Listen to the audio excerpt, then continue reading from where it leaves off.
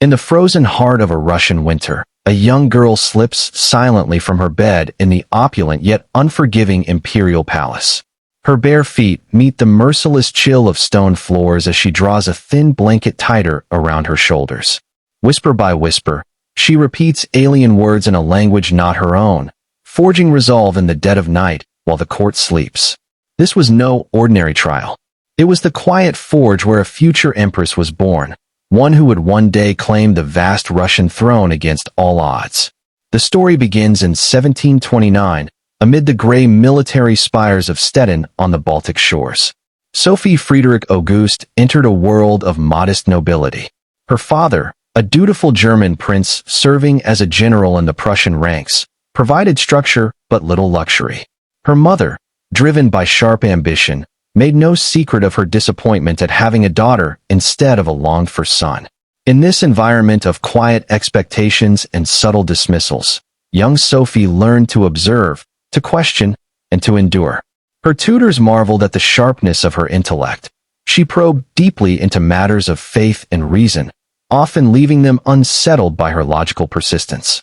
A governess taught her the graces of French conversation and courtly manners, noting how this serious, unassuming girl could captivate when she chose, weaving charm from intellect alone.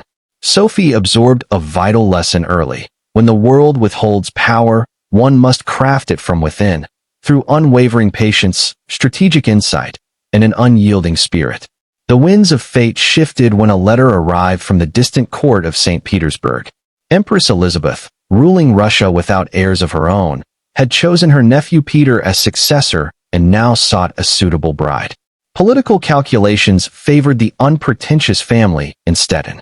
In the depths of January 1744, Sophie and her mother embarked on a harrowing journey across Europe's snowbound expanses. Sledges, carved through blizzards and endless white plains, carrying them toward an empire of unimaginable scale, and realm where daylight lingered on one frontier while night claimed another. The journey tested body and soul. Winds howled like omens. The cold seeped into bones, mirroring the uncertainty ahead. Sophie, barely 14, knew the stakes. She arrived as a stranger, unfamiliar with the Russian tongue, Orthodox traditions, or the intricate web of palace alliances. The all-powerful empress would scrutinize her like a rare artifact. Rejection meant a humiliating return to obscurity, her name erased from memory. Yet within her burned a hidden fire, an ambition to not merely survive this new world, but to master it entirely. Upon reaching the Russian court, Sophie faced immediate immersion into a realm of splendor shadowed by intrigue. Eyes followed her every gesture. Whispers questioned her suitability. Rather than retreat into her German heritage, she launched a profound personal revolution. She attacked the Russian language with the ferocity of a general storming battlements. Days dissolved into rigorous study sessions. When exhaustion threatened, she defied it. In the silent hours after midnight, she would rise, wrap herself against the penetrating cold, and pace the frigid corridors, drilling vocabulary and pronunciation until her throat ached and her mind reeled. This relentless pursuit nearly cost her everything. Overexertion and the harsh palace conditions brought on a devastating bout of pneumonia. The 15-year-old hovered between life and death, her body racked by fever and struggle. Physicians offered little hope. Her mother urged the comfort of a familiar German cleric. But in a moment of profound clarity, Sophie whispered her refusal. She demanded a priest of the Russian Orthodox Church instead. News of this choice raced through the palace like a spark on dry tinder. Servants, courtiers, even the skeptical elite paused in astonishment. A dying, foreign girl, embracing their faith in her weakest hour. This single act of devotion pierced hearts and shifted perceptions. No wealth or lineage could have bought such genuine affection. When Sophie recovered, the court viewed her anew. She was no longer an outsider, but a figure earning her place through sacrifice and will. Her transformation deepened. She embraced the Orthodox faith fully, receiving the name Ekaterina Alexeyevna. Sophie of Stettin faded into memory. Catherine of Russia emerged, shaped by deliberate choice. In 1745, at 16, she entered marriage with Peter, the designated heir, in ceremonies that stretched across 10 days of feasts and pageantry. Yet behind the gilded facade lay profound discord. Peter clung to childish pursuits, arranging miniature soldiers in elaborate formations, sometimes across their very bed, while neglecting the duties of maturity. He drank excessively, harbored deep admiration for Prussia, Russia's adversary, and voiced disdain for Russian ways and people. For 18 long years, Catherine navigated this emotional wasteland. Public humiliations mounted. Peter praised other women in her presence and hinted at casting her aside. Spies lurked in shadows, reporting her movements. The palace felt like a gilded cage, its walls echoing isolation. Many would have crumbled. Catherine did not. She turned inward, devouring volumes on philosophy, governance, and history. The ideas of the Enlightenment, reason, progress, legal reform, illuminated her solitary hours. Thinkers like Voltaire and Montesquieu became silent mentors, equipping her with visions of enlightened rule. While her husband toyed with fantasies, she cultivated the wisdom needed to govern an empire. The fragile equilibrium shattered in January 1762. Empress Elizabeth passed, elevating Peter to Emperor Peter III. In mere months, he alienated nearly every pillar of Russian society. The nation had sacrificed blood and treasure in the 7 Years' War against Prussia, securing hard-won gains. Peter, idolizing the Prussian king, relinquished them all without hesitation, betraying soldiers and citizens alike. He mocked sacred institutions, threatened church holdings, and escalated personal attacks on Catherine, openly discussing her removal in favor of his mistress. Resentment brewed across military ranks, clergy, and common folk. Catherine, forged through nearly 2 decades of study and adaptation, stood in stark contrast, a woman who had embraced Russia's soul while her husband rejected it. Tension coiled like a spring. Palace intrigues intensified. Catherine faced exile, or worse. Yet she had prepared relentlessly. On the morning of June 28, 1762, with Peter away from the capital, she made her move. Riding swiftly to the barracks of the elite imperial guards, she appealed to their loyalty. Moved by her demonstrated devotion and their grievances against the new czar, the soldiers pledged support immediately. One regiment after another joined the cause. Religious leaders offered benediction. Crowds in the streets began to cheer. Clad in the distinctive green uniform of a Russian Guards officer, Catherine mounted a powerful gray horse and assumed command of over 14,000 troops. The image was legendary. A woman born far from Russian soil, leading a native army in a bid for the throne. The confrontation unfolded with dramatic swiftness. Peter, caught off guard and lacking resolve, surrendered without significant resistance. He abdicated, his reign collapsing like a house of cards. In the days that followed, tragedy struck. Peter died while held by Catherine's allies under mysterious circumstances. Debates among historians persist on her exact knowledge or involvement, but she took no harsh measures against those implicated. In the ruthless chess of 18th-century power, such outcomes often cleared obstacles. Catherine ascended as sole ruler, her position secured through intellect, alliances, and the will of those who saw in her a true leader. Her reign spanned 34 years, longer than any other female sovereign in Russian history.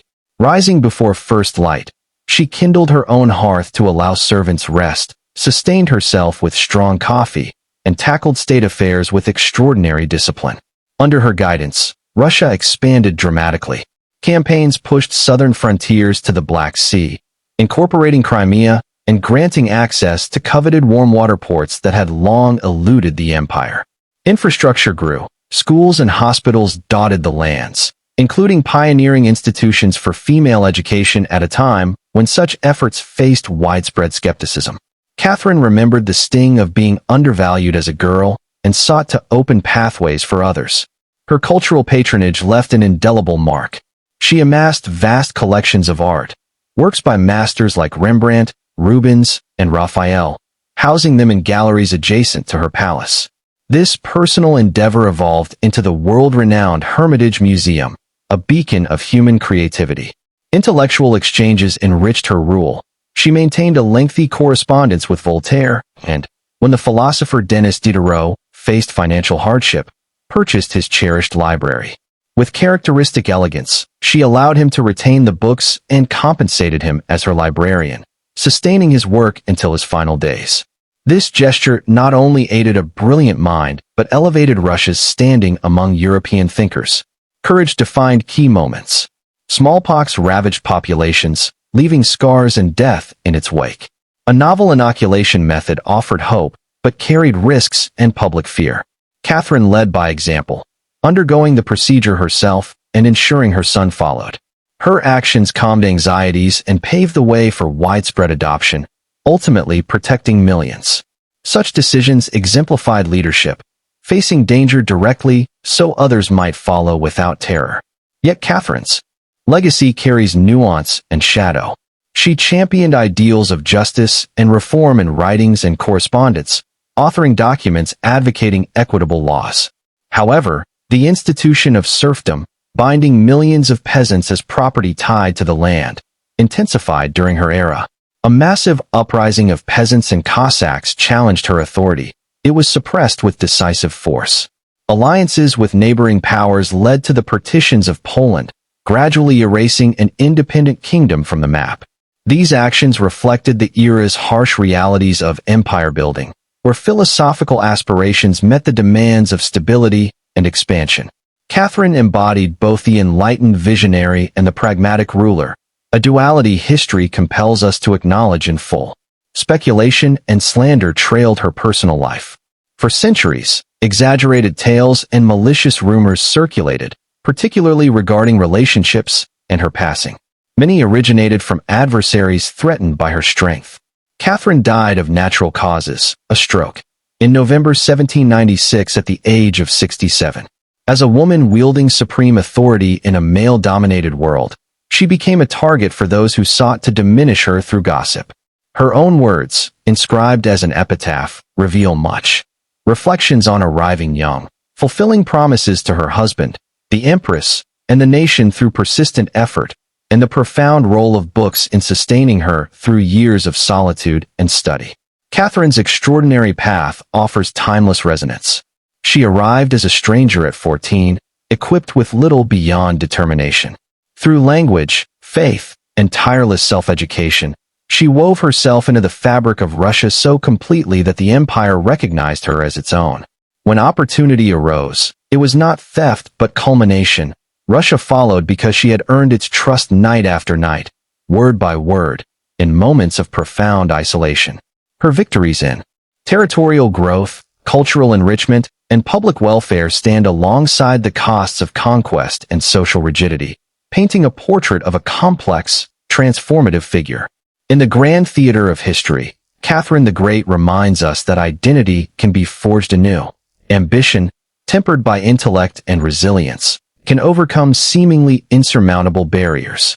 Her story challenges us to examine our own trials. When faced with doubt or opposition, do we retreat or persist like the young woman pacing cold floors in pursuit of mastery? Empires rise and fall, but the human capacity for reinvention endures. How will history remember such lives? And what might we build in our own time with similar dedication? Her reign continues to inspire reflection on leadership, power, and legacy. She expanded Russia's influence, fostered learning, and navigated the complexities of her age with unmatched vigor.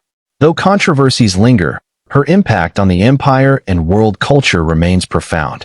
Viewers often ponder the balance of her achievements against the era's moral landscape. What lessons emerge for today about courage and uncertainty, the power of knowledge, or the responsibilities of authority? Her journey from foreign teenager to iconic sovereign underscores that true greatness often emerges not from birthright, but from choices made in the quiet, determined hours when no one else watches.